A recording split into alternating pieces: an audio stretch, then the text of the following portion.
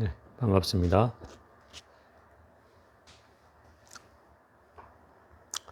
오늘은 98쪽 68번 할 차례입니다.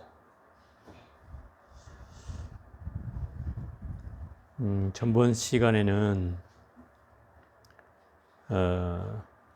수행자의 군상 가운데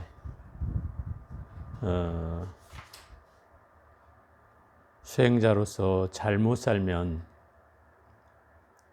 여러 가지 이름을 얻게 되죠. 그래서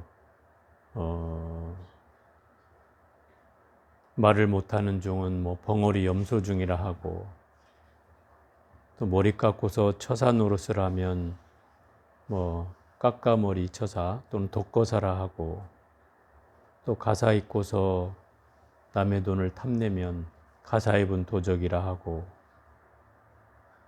또 뭐였죠? 하나를 또 빼먹었네.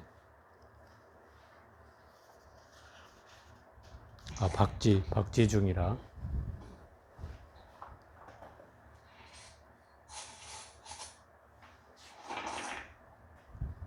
박지중이라고 하는 말은 이제 겉과 속이 다른 수행자가 되면 이제 박지중이라고 소리를 듣는다.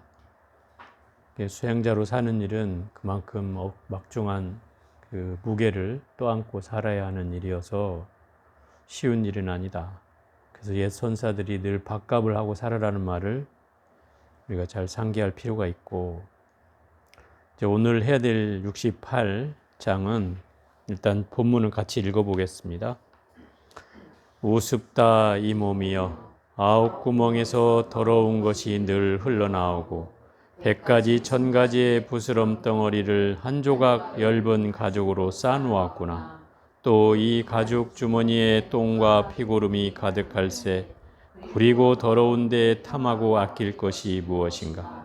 하물며 100년 동안 잘 길러주어도 수만 번 쌓이의 은혜를 등지지 않더냐.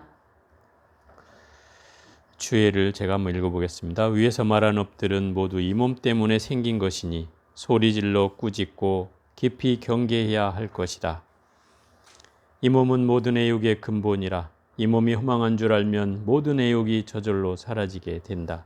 이 몸을 탐착하는 데서 한량없는 허물과 근심이 일어나니 이를 특별히 밝혀 도닦는 눈을 열어주고자 합니다. 이 내용까지만 우선 해보면, 우리의 그 몸뚱아리에 대해서 이제 여러 가지로 얘기를 하는 부분이 있는데, 이 중에는 이제 그 몸뚱아리가 9구멍으로 이루어졌다 이 말이에요. 경전에는 사실 더 세세한 구멍도 얘기를 해놔요. 우리가 땅구멍이 얼마나 되는지 알아요? 네? 여러분 땅구멍까지 한다면 얼마나 될 것 같아요? 경전에는 아마 84,000개 땅구멍이 있고, 또 365개의 뼈마디가 있고, 또 9개의 구멍이, 큰 구멍들이 있다.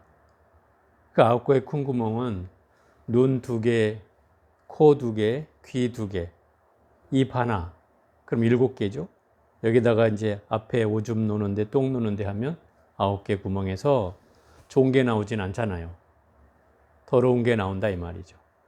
결국 이 몸뚱아리는 그 더러운 물을 나오게 하는 데를 다 감싸고 있을 뿐이지, 겉모양으로만 좋아 보일 뿐이지, 사실 이 몸뚱아리는 다 똥과 피고름을 싸고 있는 주머니에 불과하다. 이래서 옛날 그 돌아가신 해암 스님이 아이고 이 똥자루들아 이렇게 법문하실 때마다 그랬다고요. 그때는 그 말이 무슨 말인지 이제 처음 들었던 사람들은 왜 똥자루라고 하지? 불쾌할 수도 있었는데, 바로 이 내용을 얘기하는 것이다. 우리는 뭔가 몸을 애착하고 그것을 막 꾸미고 가꾸려고 하지만, 실상 우리가 씻지 않고 눈곱 끼고 콧물 질질 흐르고 입에서는 가래 나오고 침 뱉고 또 오줌 놓고 똥 놓고 하는 경계로만 본다면 그걸 가까이 할 사람은 아마 없을 것이다 이 말이에요. 살아 있어도. 근데 하물며 죽어가는 생명한테는 더더욱 그 냄새가 고약해질 터이니 인간의 육신의 애착은 결국 그 끝이 비참할 수밖에 없다. 더군다나 내가 평생을 그렇게 가꾸고 길러도 금세 100년을 넘지 못하고 가버린다 이 말이죠. 그러니 은혜를 저버려도 보통 저버리는 게 아니다 이 말. 평생 가꿔봐야 소용없다는 뜻이다 이 말이야. 이게 그렇게 얘기하는 게 100년 동안을 길러주어도 수만 번 사이에 은혜를 등지지 않더냐 하는 말이 그 말이다 이 말이에요. 결국 모든 업들이 이 몸뚱아리 때문에 사실 생긴다는 거죠.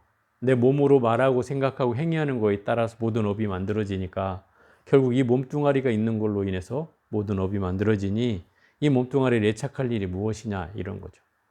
결국 우리가 목숨이 경각에 달렸다 하더라도 이렇게 얘기하잖아요. 우리가 그 나이 먹은 분들이 3대 거짓말이 있어요. 그죠? 그 3대 거짓말이 뭐예요? 죽어야지 하는 거. 근데 실제는 죽지 않고. 또 뭐예요? 어쨌든 좀 그 말만 생각이 나는데 그 실상은 나이 먹었어도 건강할 때는 이 소리를 해요. 대부분 제가 지켜본 바로는 건강할 때는 아이고 이 몸뚱아리 빨리 죽어야지, 내가 자식들한테 민폐 끼치면 어떻게 하지, 이렇게 표현하는데 막상 이제 아파서 병원에 있거나 또 생명이 경각에 달려 있을 때는 그 애착이 생겨나요. 그래서 오히려 그때는 살고 싶다 그래요. 살려달라고도 하고, 또 병원 의사 선생님한테는 막 붙들고 매달리고, 또 옆에 있는 자식들한테는 어떻게든 나를 낫게 해달라고 하고 이런단 말이죠. 결국은 평상시에 그 생각하고 내가 막상 그 현장에 현실이 딱 되면 그 감정이 다르다는 거죠. 그 욕망의 끝이 그런 거죠.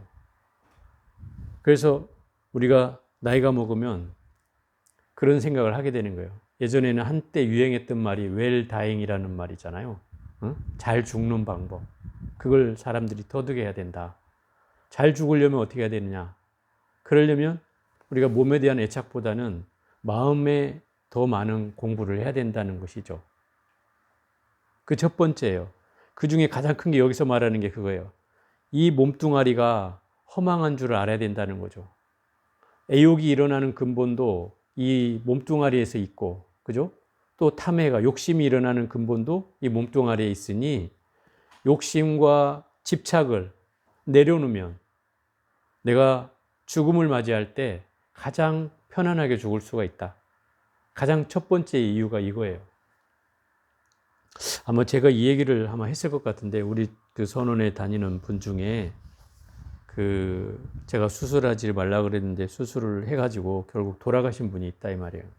그분 같은 경우에는 그 마지막 수술을 하고 나서 중환자실로 옮겨졌고, 그러고부터 얼마나 있었는지 저도 기억은 안 나는데, 그 딸이 외국에 둘 다 살고 있는데 둘 다 급거 귀국을 해가지고 그 어머니의 임종을 지켜보는데, 그때 코로나 때라 하루에 면회가 30분인가 밖에 되지 않을 때란 말이에요. 그 두 딸이 매일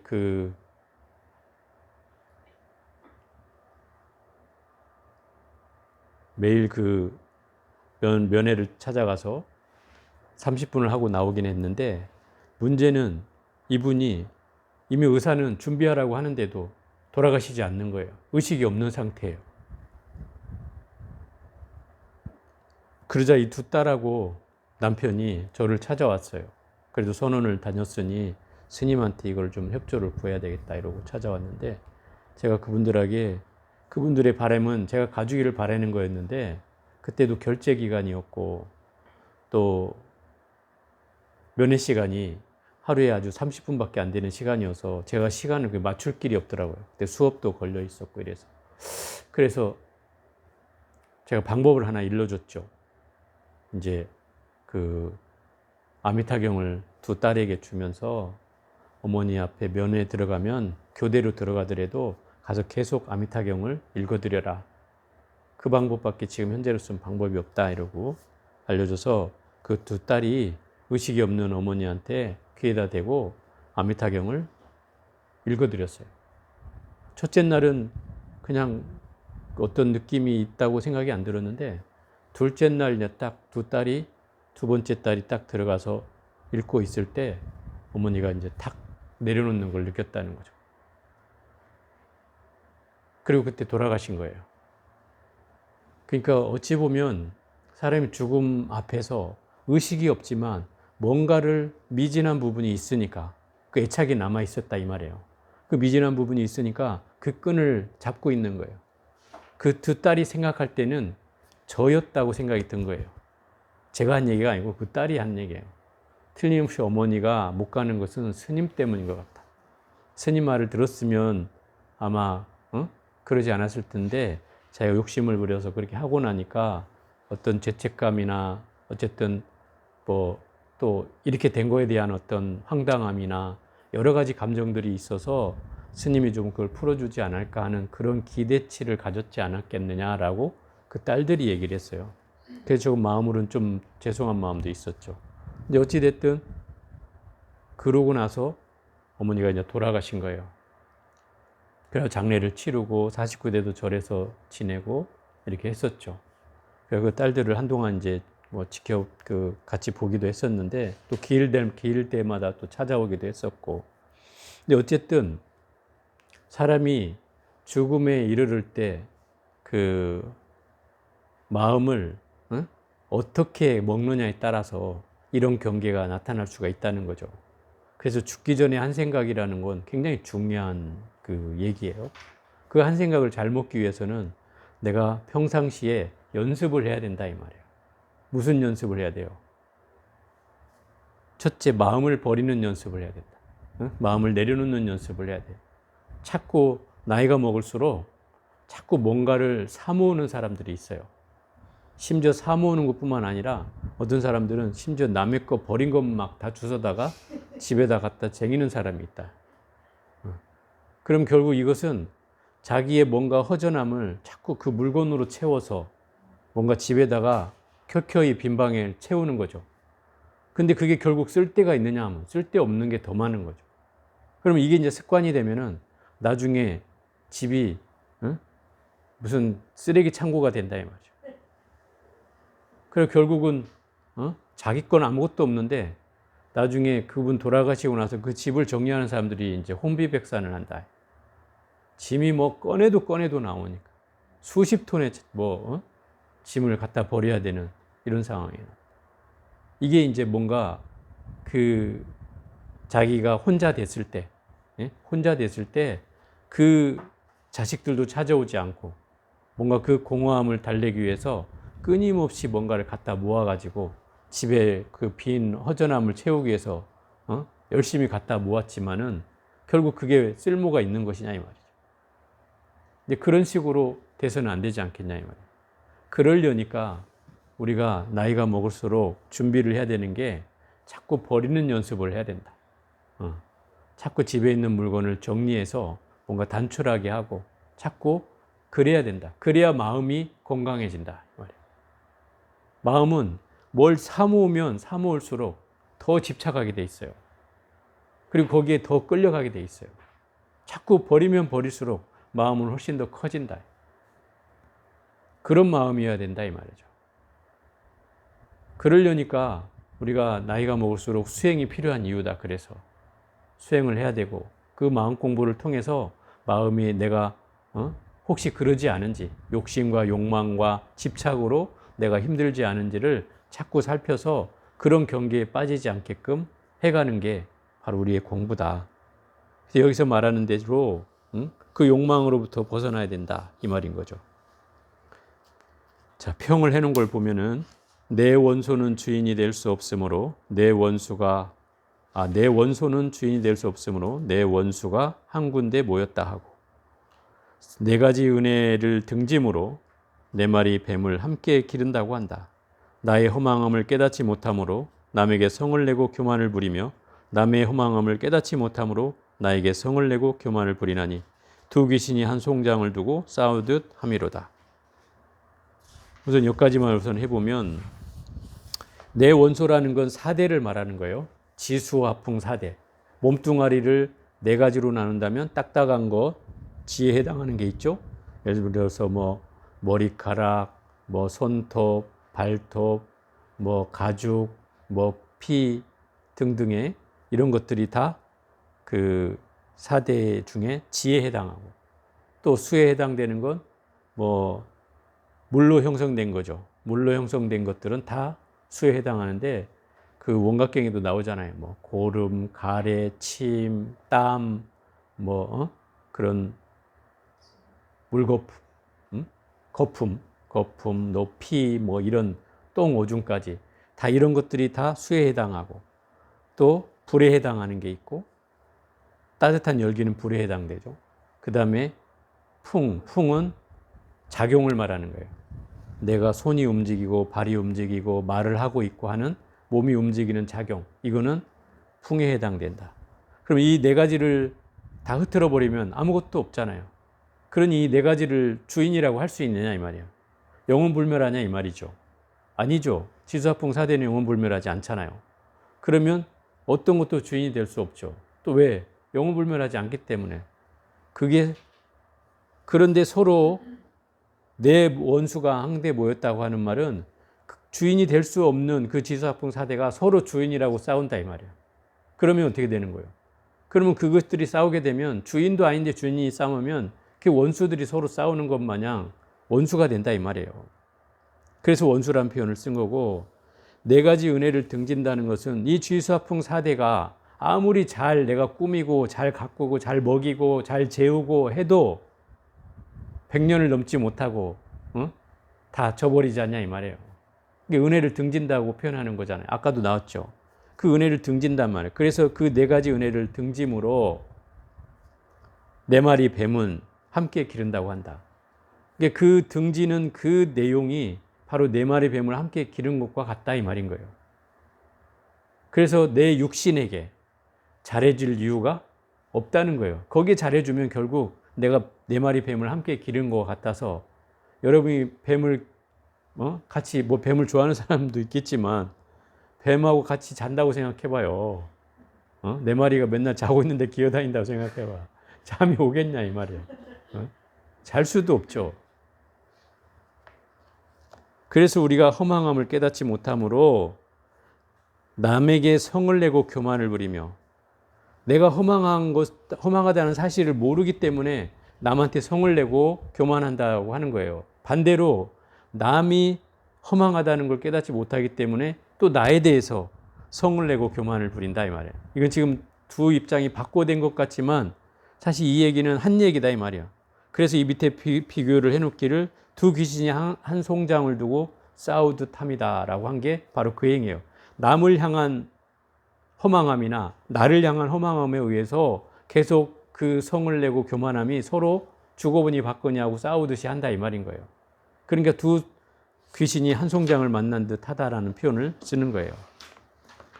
자, 백쪽에 이 한 송장을 가리켜서 물거품 뭉치, 포치라고도 하고, 꿈 뭉치, 꿈덩어리, 몽치라고도 하고, 고생 멍치, 고생바가지라고도 하고, 또 거름더미, 분치라고도 하나니 빨리 부패할 뿐 아니라 더럽기가 짝이 없다.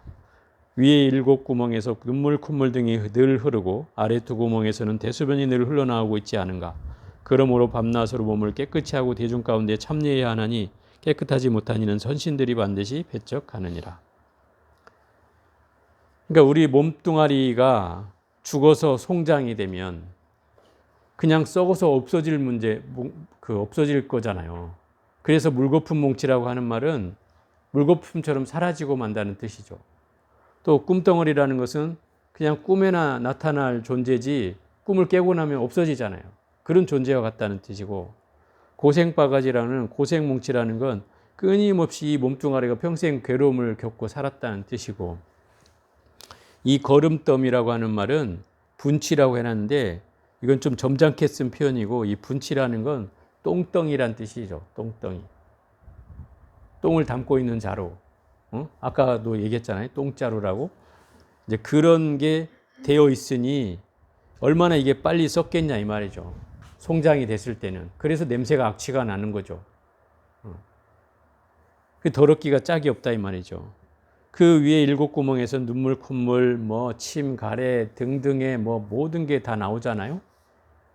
거기다가 아래 두 구멍에선 대소변이 흘러나오고, 그러니 이걸 며칠만 안 씻어보면 냄새가 아주 고약해지잖아요. 그래서 이 대중 가운데 살 때는 씻지 않아도 이게 다른 대중한테 폐를 끼친다 이 말이죠. 그래서 이 선신들이 싫어한다 하잖아요. 불법을 옹호하는 선신들이 지저분한 냄새가 나면 싫어한다는 거예요. 그래서 그들을 배척한다는 거죠. 그래서 깨끗이 하라는 뜻으로 말씀드린 거고. 인과경이라는 경에서는 더러운 손으로 경을 만지거나 부처님 앞에서 가래침을 뱉는 이는 반드시 내 생에 뒷감벌레가 된다. 뒷감벌레가 뭐겠어요? 구더기를 말하죠. 구더기. 구더기가 된다는 거죠. 그러니까 우리가 경전이라는 것은 금강경에도 나오지만 부처님과 똑같기 때문에 이 부처님처럼 대해야 된다고 나온다. 부처님처럼 존중해야 된다고 금강경에는 나온다 이 말이에요. 그럼 경전을 함부로 하는 건 큰 죄다 이 말이에요. 부처님을 함부로 하는 것 같다. 그래서 예전에 이제 경전을 위로 휙 지나갔다고 해서 이제 과보를 받는 사람도 있었다 이 말이에요. 자기 스스로 그 마음을 참여하려고 이제 과보를 받는 거죠.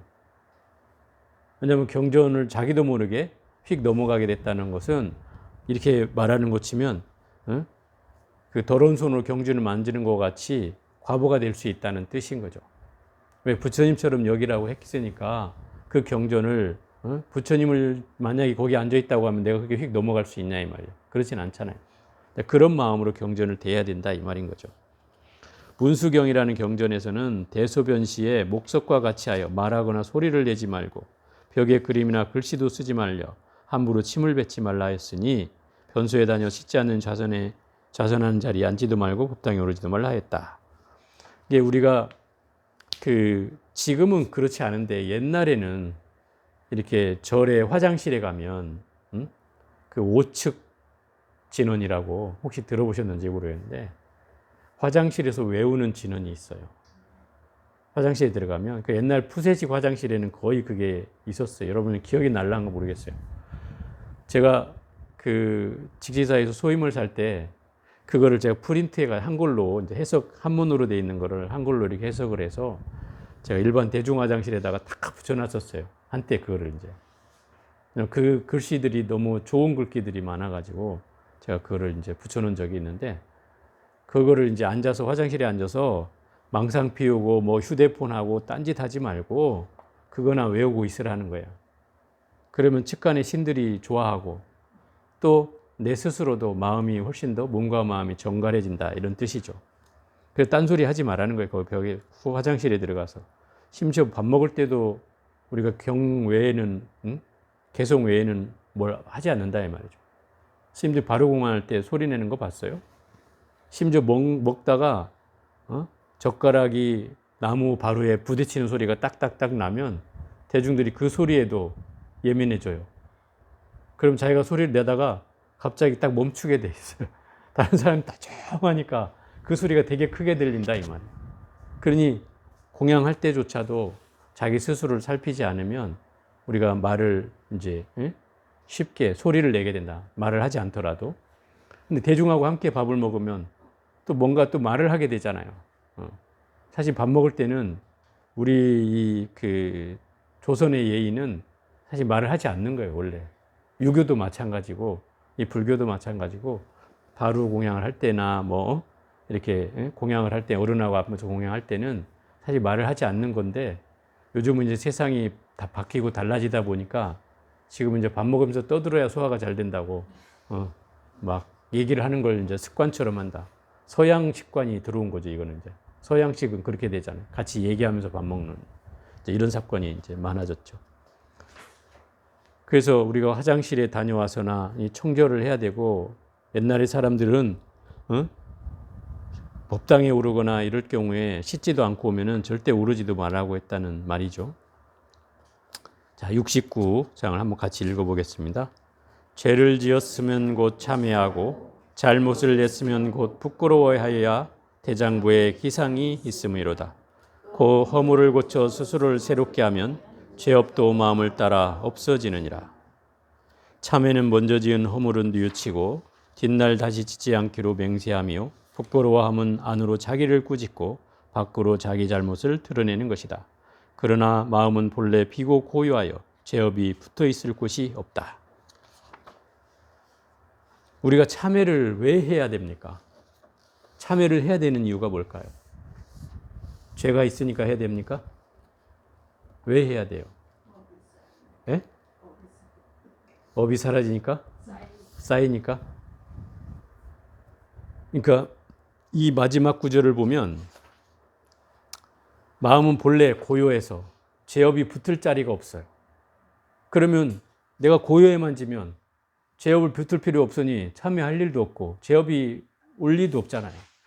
그럼 내가 마음만 고요해지면 이것은 굳이 참회할 일도 없는 거예요. 따져보면. 근데 왜 우리는 참회를 해야 되냐 이 말인 거예요. 우리 예? 고요하지 않아서. 그렇지. 대답은 맞아. 그러니까 예를 들어서 우리가 천수경에 나오는 말로 얘기를 해보면 그 진참회계가 뭐예요?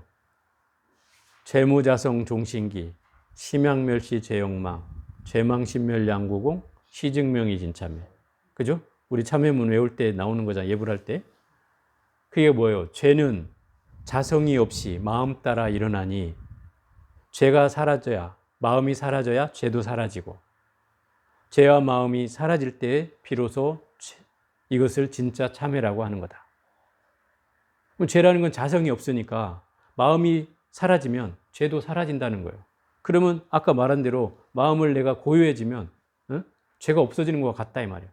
이 얘기는 반대로 얘기하면 내가 깨달으면 죄라는 건 붙을 자리가 없다 이 말인 거예요. 그럼 깨달으면 게임이 끝나는 거예요. 그런데 우리는 깨닫지 못했기 때문에, 고요하지 못하기 때문에, 우리 원성이 말을 빌리면 고요하지 못하기 때문에 결국 끊임없이 참회를 해야 되는 이유인 거다 이 말이에요. 그죠? 그래서 사참회를 해야 되는 거예요. 아석소조 제학업, 개요무시 탐진치, 종신구의 지소생, 일체학은계참회. 그게 사참회잖아요. 뭐예요? 내가 옛날로부터 지어온 수많은 악업을, 그게 뭐로부터 비롯됐어요? 탐진치로부터 비롯되었네. 종신구의 지소생, 신구의 삼업으로 생하는 바 이를 끊임없이 갈고 닦으면 이것을 참회라고 한다 이 말이에요. 이걸 참회한다 이 말이에요. 이 얘기는 무슨 말이에요? 내가 완전하게 깨달음을 얻는다면 이미 자성이 없다는 걸 알기 때문에 죄라는 건 붙을 자리가 없지만, 내가 깨닫지 못했다면 이미 이 몸뚱아리를 가진 이상 나는 끊임없이 업을 지게 되고, 그래서 수없는 악업을 이 탐진치로 말미암아서 지게 되니 내 신구의 삼업으로 생기는 바 몸으로 짓고 입으로 짓고 생각으로 짓는다 이 말이에요.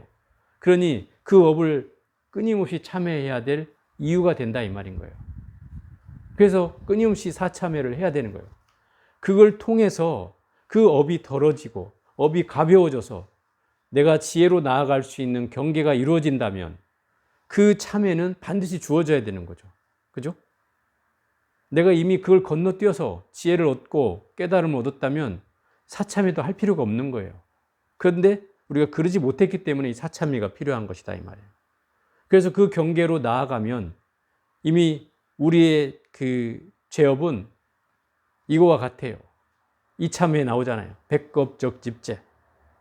100겁 동안 쌓은 죄업이 일념논탕집, 한 생각에 다 사라진다. 내가 깨달음을 얻으면 한 생각이 다 사라진다는 이 말이에요. 여와 분고초, 마른 불이 불에 태워지듯이, 마른 불 불에 타버리면 어떻게 돼요? 후룩 타버리잖아요. 멸지무여, 찌꺼기조차 남지 않고 다 사라진다 이 말이에요. 그게 업이라는 거예요. 그런데 이것까지 알기에는 이미 무수한 사참회를 통해서 이 경계로 나아가는 것이다 이 말이에요. 이게 순서예요. 깨달음을 얻어가는 과정이 그렇듯이 순서다 이 말이에요. 그런데 이걸 무시하고 어떤 사람은 야, 한 생각만 바꾸면 돼. 뭔 참회야. 자성은 본래 없어. 뭘 참회야. 죄라고 할 게 없는데 뭘 참회야. 이렇게 얘기하는 사람이 있단 말이에요. 그럼 이거는 언어가 도단이고 순서가 뒤바뀐 얘기다 이 말이에요. 내가 깨달음을 얻었다면 이 얘기부터 해도 상관이 없지만 깨달음을 얻지 못했다면 이 순서는 잘못됐다 이 말이에요. 예를 들어서 이런 거죠. 그 해가 스님이, 달마대사의 제자였던 해가 스님이 자기 제자를 만나는데 그 제자가 누구냐면 승찬 스님이라는 스님이에요. 이 3조 스님이 돼요. 그러니까 달마대사가 초조고 해가가 2조고 이 승찬 스님이 3조인데 이 승찬 스님이 문둥병이 걸렸어요. 문둥병이는 알죠? 우리나라는 뭐 거의 소록도에 이렇게 지금도 있는 것 같던데 거기에 있는 것처럼 그 사람들은 그 사람들을 만나기를 두려워하죠. 꺼려해. 왜냐하면 자기의 몰골을 보이는 것이 이제 좋지 않다고 여기니까. 그런데 이 승찬 스님이 그 문둥병이 걸린 채로 출가를 했는데 출가를 하고 보니까 이 문둥병이 엄청난 과보라는 걸 알게 된 거예요. 그렇겠죠. 아무래도 무슨 과보였겠죠. 그래서 이 사람이 늘 참회를 하면서 살았단 말이에요. 자기 죄업을 참회하면서 살았어요. 이 승찬 스님. 그래서 이 큰 스님인 그 이조인 해가 스님을 찾아와서 스님, 저의 죄업을 참회하겠습니다. 너는 무슨 죄를 가졌느냐? 이러니까 저는 이 문둥병이라는 병을 얻어서 이 죄업이 말도 못한 살생의 죄업인 걸로 알고 있습니다. 이 죄업을 참회하도록 해 주십시오. 그래? 그럼 네 죄업을 나한테 내놓거라 이런 거예요. 너 죄업을 나한테 내놓아라 이런 거죠. 내놓을 수 있어요? 여러분 가진 번뇌나 괴로움을 저한테 내놓으라면 내놓을 수 있어요? 못 내놓잖아요. 그렇게 얘기하니까 그 승찬 스님 그러는 거죠. 저의 죄업을 스님께 내놓을 수가 없습니다. 그렇게 했죠, 대답을. 여러분들도 아마 그 말도 안 되는 소리 하냐고 이제 이렇게 하겠죠. 요즘 말로 하면. 스님, 그거 어떻게 내놓습니까? 그게 말도 안 되는 얘기. 이렇게 하는데 그 해가 스님이 그러는 거예요. 내가 네 죄업을 편안케 했느니라. 죄업을 없앴다 이 소리요. 그 말 한마디에 그 순간에 이 승찬 스님이 깨달음을 얻는다 이 말이에요. 그 말에 이걸 이제 조사선이라고 하는 거예요. 서로가 문답을 통해서 깨달음의 근기를 주고받는, 이것은 뭔가 근기가 갖추어진 사람끼리 이게 통하는 것이지 우리가 머리로 이해한 걸로 깨달음을 얻었다고 할 수는 없다 이 말인 거죠. 제가 예전에도 한번 얘기했잖아요. 그래서 결국은 이 죄업이라는 것이 이런 스님한테는 통한다 이 말이에요. 자성이 본래 없다. 그걸 깨우쳐 준 거다 이 말이에요. 이 해가 스님이 그 승찬 스님한테 자성이란 죄라는 건 자성이 별로 없어서 네가 마음만 없애면 그 죄업은 사라진다. 이걸 가르쳐 준 거예요. 그 순간에 죄업이 사라진 거예요. 그래서 깨달음을 얻었어. 이분은 얼마 안 가서 문둥병이 싹 없어졌어요. 결국 이렇게 되면 자성이 없어져서 본래 마음만 텅 비어버리면 자성이 붙을 자리가 없다 이 말이에요. 이런 경계가 나아가면 굳이 이런 사람에게는 참회를 해야 될 필요가 없죠. 사참회를 해야 될 이유가 없어요. 그런데 우리는 중생인지라 아직 깨닫지 못해서 끊임없이 이 참회가 필요하다는 뜻이죠. 그런데 이 참회는 참회를 할 수 있는 게 여기는 뭐 대장부라고 해놨는데 대장부란 말을 하기보다는 참회를 할 수 있는 게 굉장한 용기라고 생각해요. 제가 늘 얘기하잖아요. 24시간 안에만 참회하면 죄업이 없다. 죄업이 생기지 않는다. 24시간 안에만 참회. 예를 들어서 내가 잘못을 했어요. 바로 참회하면 이 죄업은 물에다 선을 긋는 것 같다 그랬어요. 물에다 선을 그으면 사라지잖아요. 그러니까 죄업이 되지 않는다는 거예요. 또 24시간 안에 참여하면 모래에다 선을 긋는 것 같다. 모래에 선을 그으면 흐트러 버리면 없어지잖아요. 그러니 24시간 안에만 참여해도 죄업은 사라진다 이런 뜻이에요. 근데 24시간이 지나면 바위에다 선을 긋는 것 같다 그랬어요. 바위에 선을 그으면 아무리 지우려고 해도 지워지지 않는다 이 말이에요. 그 얘기는 뭐예요? 업으로 남는다는 뜻이죠. 그래서 설사 여러분들이 남편에게 또는 아내에게 혹여 실수로 또는 뭐 성을 냈든지 짜증을 냈든지 뭔가 미안한 일을 했다면 부끄러이 여기지 말고 참회를 하라. 그런데 경전에는 더 재미있는 표현이 참회를 절대 혼자 하면 안 된다는 거예요. 둘 이상일 때 참회를 해야 된다는 거예요. 그래야 그 참회의 죄가 성립되고 참회의 죄가 소멸될 수 있다는 거예요. 경전에는 그렇게 나와요. 그러면 여러분이 참회하려면 남편한테 잘못했다 참회하려면 자식 하나를 세워놓고 증인을 세워놓고 참회를 해야 된다. 법적으로 하면 그렇다는 거예요. 물론 이제 뭐 증인을 세우지 않고 참회를 한다면 뭐 업은 가벼워지겠지만 완전한 업은 소멸되지는 않겠죠. 그렇지만 그렇더라도 참회는 할수록 좋은 것이다 이 말이에요. 빨리 할수록. 왜냐하면 여러분도 아시다시피 여러분도 아마 경험해 봤을 거예요. 어떤 사람은 제가 물어보니까 한 달 동안 말 안 하고 지낸 사람도 있더라고요. 남편하고. 어떻게 그렇게 살 수 있지? 남남도 아니고? 있어요? 저 해봤구나, 저기는. 해본 사람이 있어. 이게, 그러면 이 업이라고 하는 게 계속 쌓인다, 이 말이에요. 그러면 예를 들어 한 달이라는 기간 동안에 그 불편함을 끌어안고, 서로 눈도 안 마주치고, 서로 그냥 해야 될 일은 뭐, 자식을 시켜서 하거나, 아니면 뭐 손가락질을 하거나, 대충 눈짓을 하거나, 뭐 이런 식으로 해가지고 서로 의사소통을 한다 하더라도 그렇게 한 달을 보낸다고 생각해 보자 이 말이에요. 그건 감옥이 따로 없죠. 지옥이 따로 없죠. 그건 결국은 죄업이 엄청나게 커지는 일이다. 작은 일을 눈덩이처럼 키우는 일을 만드는 일이다. 이렇게 하지는 말아야 된다 이 말이에요. 그게 공부하는 사람으로서 해야 될 도리가 아니다 이 말이에요. 그래서 여기서 나오잖아. 죄를 지었으면 바로 참회하고 잘못을 했으면 그걸 부끄러이 여겨야 그게 대장부의 기상이다.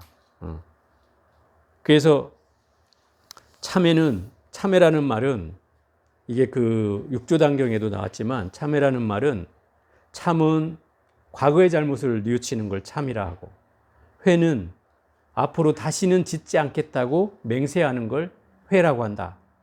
그러면 참회라는 말은 과거를 참회하고 다시는 그 업을 짓지 않겠다고 다짐하는 것까지 포함된 말이다 이 말이에요. 참회라는 말은. 무슨 말 알겠죠? 그래서 우리가 이걸 보면은 참회를 할 때 여러분들도 그냥 참회합니다, 참회합니다만 하면 어떤 일이 벌어지냐면 과거의 죄업은 없어지고 미래의 죄업도 없어지는 거예요. 현재만 참회하는 것이 된다 이 말이에요. 응? 참회합니다, 참회합니다 이러면. 그죠? 그래서 우리 수계 의식문에 이게 잘 나와 있다 이 말이에요. 수계 의식문에 뭐라고 나와요? 참회하였나이다, 참회하나이다, 참회하겠나이다. 그죠? 그러면 과거와 현재와 미래를 다 참회한다는 뜻이다 이 말이에요. 참회할 때 이걸 참조하는 게 좋다 이 말이에요. 왜? 우리의 업은 현재만 참회하는 게 아니고 이미 과거에 지은 업을 참회하는 것이고 물론 현재 업도 참회하는 거지만 다시는 짓지 않겠다고 다짐하는 것이어야 된다. 그래서 참회하였나이다, 하나이다, 하겠나이다라고 하는 말을 해야 된다는 거예요. 저도 참회할 때 그렇게 해요. 그래서 3번씩 한다 이 말이에요. 세트로. 그런 상황이 우리에게 그려져야 된다 이 말이에요. 그래서 이 참회라고 하는 말은 그러기 때문에 나를 부끄러워하지 말고 그걸 드러내는 걸 주저하지 말아야 된다 이 말이에요. 그걸 자꾸 드러내야 내 참회라는 게 가벼워지고 또 다시는 짓지 않게 되는 것이다 이 말이에요. 그 자각이 된다 이런 거죠. 그래서 자꾸 드러내라고 하는 거예요. 뭐 내가 이 자성이 없는 걸 뭐 안다면야 굳이 참회를 할 것도 없지만 이미 우리는 범부중생인지라 끊임없이 참회가 필요한 것이다 이 말인 거죠. 자, 70 같이 읽어볼게요. 도를 닦는 이가 마땅히 마음을 단정히 하고 검소함과 진실함을 근본으로 삼으면 표주박 하나에 누더기 한 벌로 어디를 가든지 걸릴 것이 없느니라. 부처님께서 이르셨다. 마음은 곧은 줄과 같아야 한다. 곧 곧은 마음이 도량이다 하셨가.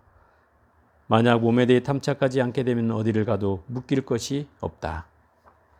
이게 이제 옛날에 스님들이 그 뭐 부처님도 삼위일발이라고 해서 옷 세 벌에 바로 하나가 전 재산이었고, 또 예전에 공부를 다니던 스님들은 걸망 하나에 모든 전 재산이 들어 있었다 이 말이에요.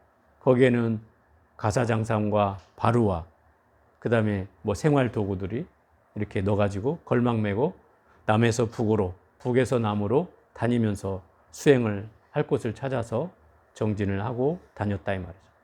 그래서 그때 그 스님들이 해놓은 말들이 뭐 제가 그 어디 글귀에서 본 기억이 나는데, 길 가다가 이제 뭐 이부자리도 없이 어디 산천에 그냥 깃들어서 이제 너무 밤이 늦어가지고 어디 절도 들어갈 데가 없어서 이제 산천에서 그냥 잔다 이 말이에요. 노숙을 한다.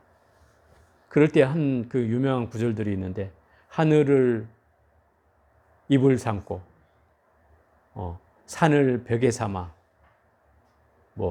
잠을 이루고 뭐 어쩌고 하는 이제 그런 구절들이 나온다 이 말이죠. 그런 걸 보면 그런 대목들이 결국 수행자는 어떤 것도 갖지 않고 살아야 한다. 이제 이렇게 우리는 인식이 돼 있다 이 말인 거죠. 근데 그 우리가 불교에서 말하는 무소유라는 개념은 정확히 알아야 될 게, 저쪽 남방 쪽에 가면 무소유를 지켜야 한다 이렇게 얘기를 해줘. 무소유를 지켜야 한다. 그래서 스님이 소유를 하지 말아야 된다. 그래서 심지어 돈도 누가 갖다 줘도 자기가 갖고 있지 않아. 돈을 관리하는 사람이 따로 있다 이 말이에요. 나만 소유하지 않을 뿐 다른 사람이 소유를 하고 있다 이 말이에요. 그러면 이게 무소유는 아닌 거죠, 따져보면. 그러니 이 말을 그 형식적으로 하는 무소유일 수도 있죠. 진정한 무소유는 뭐냐면, 물건을 갖지 말라는 것이 아니라 물건을 갖되 물건에 대한 집착을 하지 말라는 거죠. 그게 진정한 무소유다 이 말이에요. 물건이 없을 수는 없잖아요. 저만 해도 뭐 제가 그 연화사에서 나올 때 트럭으로 2.5톤 트럭으로 모자랐어요, 짐이. 제가 서울에 10년 전에 올라올 때 박스 2개를 가지고 올라왔거든요. 옷 한 박스하고 책 한 박스.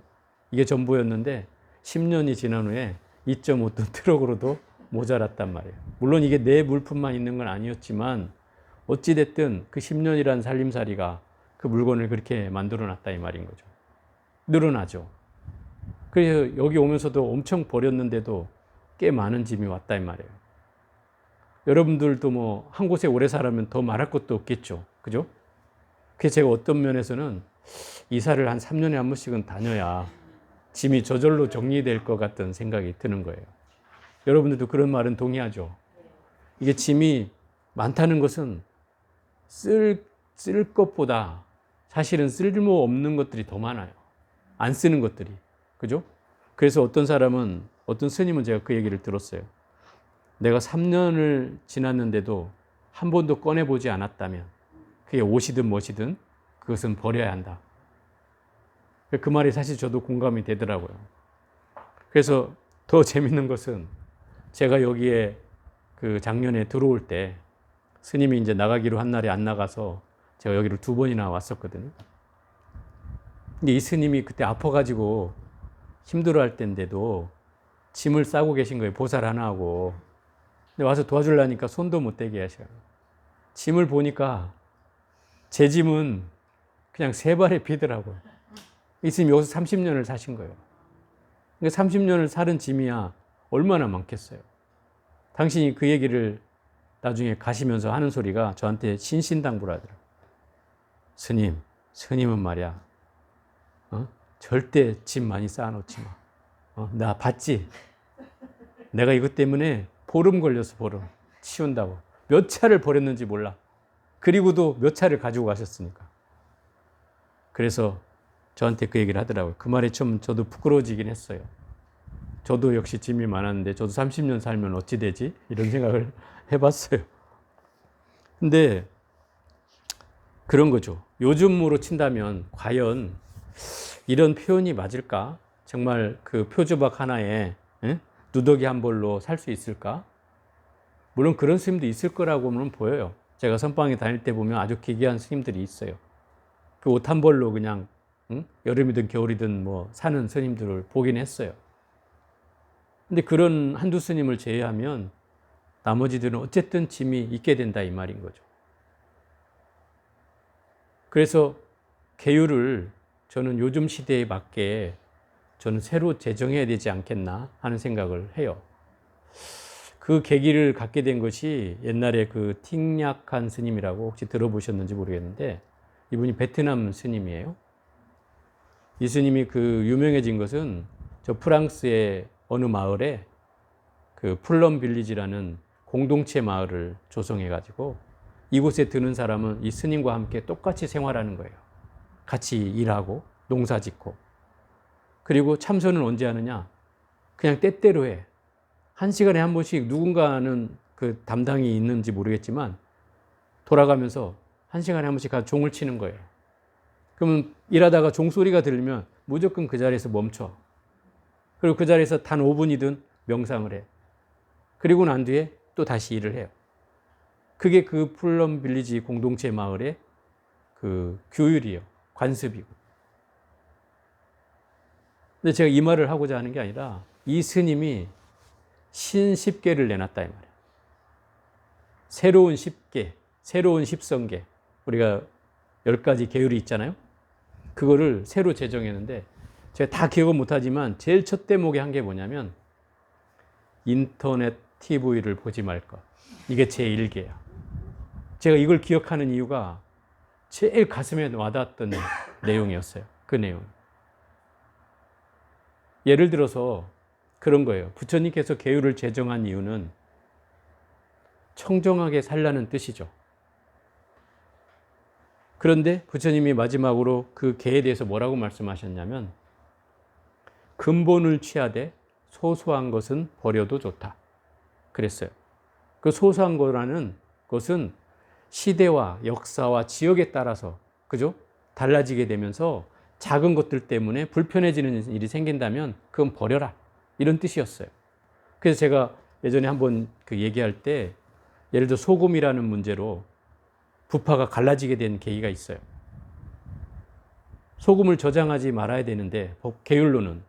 그런데 날씨가 워낙 더워지고 또 도시가 비대화지고 스님들이 많이 사찰에 머물다 보니까 정말 많은 사람들이 같이 한 공간에 머물다 보니 땀도 많이 나고 이 탈수 증세도 많이 일어나고 이런 경계가 생겼을 때 그 소금이 바로 그 흡수를 하거나 섭취를 해야 빨리 그 탈수 증세를 면할 텐데 소금을 보관하고 있지 않다 보니까 소금을 구하러 어디 시내까지 나갔다 와야 된다.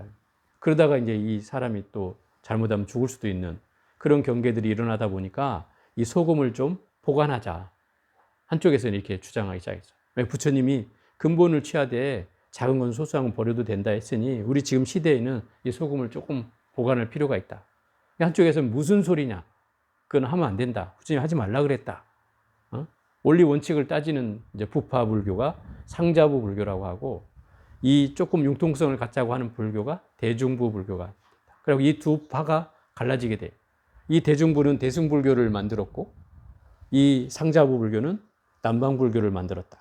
그래서 동남아에 있는 불교, 태국, 스리랑카, 미얀마, 이런 나라들에 있는 종교들이 다 이 상자부 불교예요. 그래서 아까도 얘기했지만 계율을 지켜야 된다는 것 때문에 무소유를 지키기 때문에 다른 사람이 돈을 가지고 있는 이런 경우가 생겨났다. 심지어 태국 스님들은 목탁 치면서 담배를 피우고 있어. 그 담배를 왜 피냐 그러니까 부처님 담배를 피지 말라고 한 게 없다. 그래서 담배 핀다 이러는 거예요.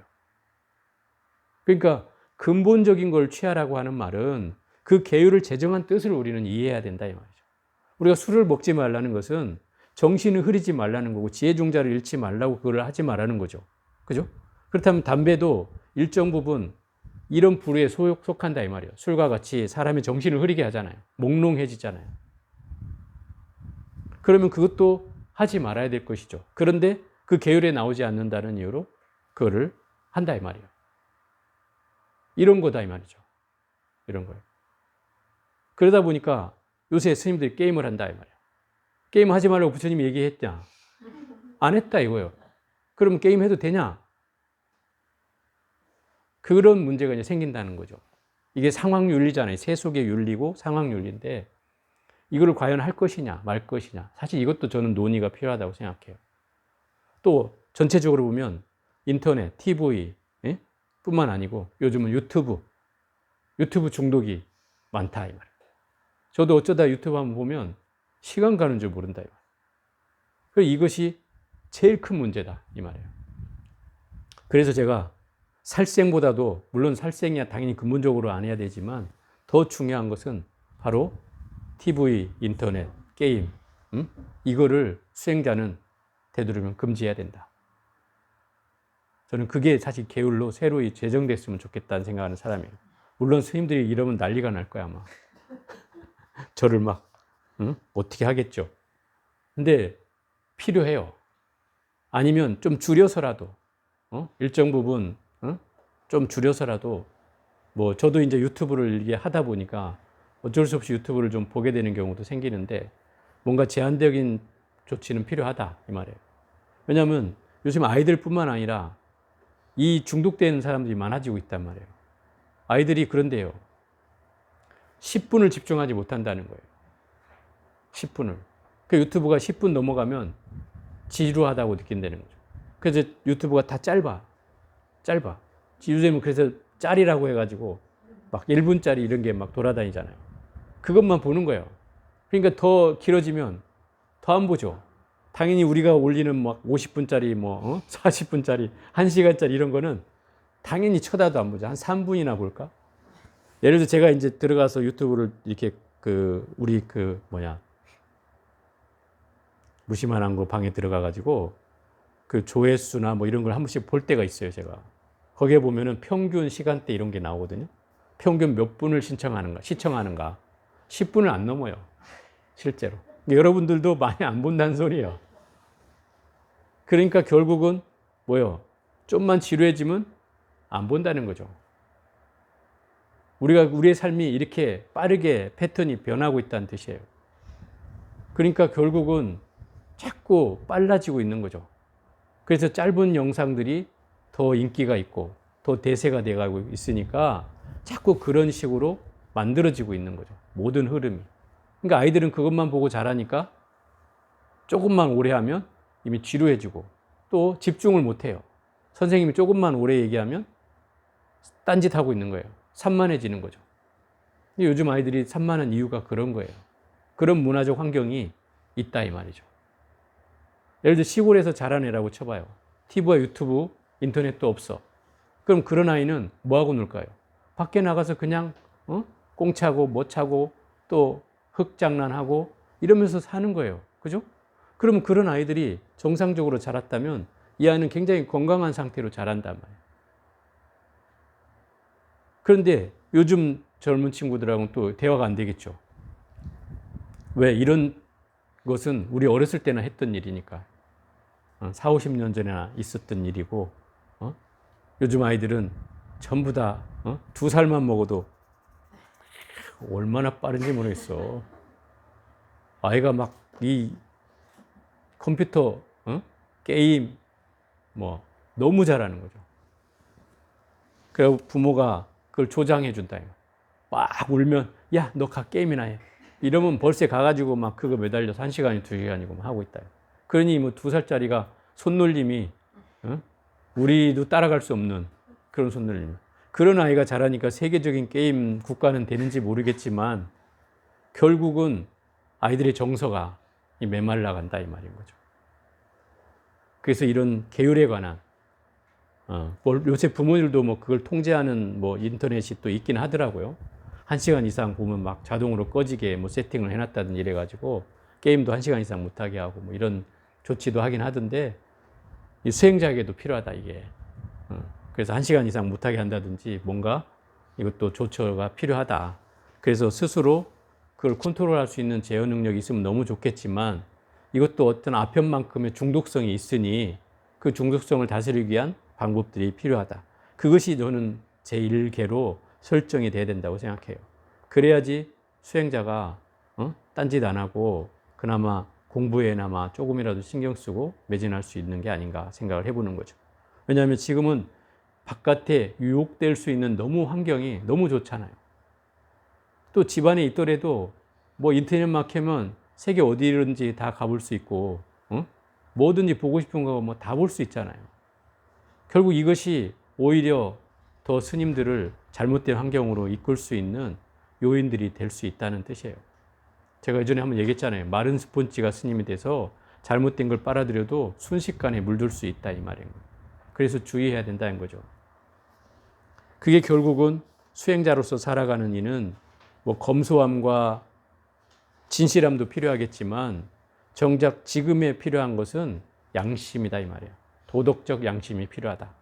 그래서 세속적인 데서 뭔가 타락되지 않는 기본적인 자기의 수행 점검할 수 있는 기본적인 룰이 필요하다. 그걸 스스로 정해야 될 때가 됐다 이 말이에요. 스스로. 물론 여러분들도 내가 공부를 하는 사람이라면 절제를 해야죠. 유튜브나 인터넷, TV 보는 거를 절제해야죠. 왜냐하면 여러분들도 뭐 예전에 한번 막 트로트에 빠져가지고 한때 맨 임영웅만 찾은 적이 있어요. 또 임영웅 말고 또 누구지? 영탁인가? 뭐 영탁이야, 임영웅이야 막 서로 해가면서 그것만 빠져가지고 TV만 보면 그것만 보면 어떤 사람은 막 피로가 풀린대 다. 그런 사람이 있었어. 근데 뭐 잠깐 빠지는 건 좋지만 어떤 분은 또 거기에다가 덕후질이라 그러나? 막 댓글을 달고 막 콘서트 쫓아가고 전국의 콘서트를 쫓아다니는 사람이 있더만. 근데 그렇게 하면 결국 패가망신하는 거잖아요. 그래서 잠깐 좋아하는 건 좋지만 이렇게 빠져서는 안 된다. 결국 공부인이라면 더더욱이나 그런 걸 경계해야 된다. 이 말인 거죠. 자, 오늘은 여기까지만 우선 해볼까요?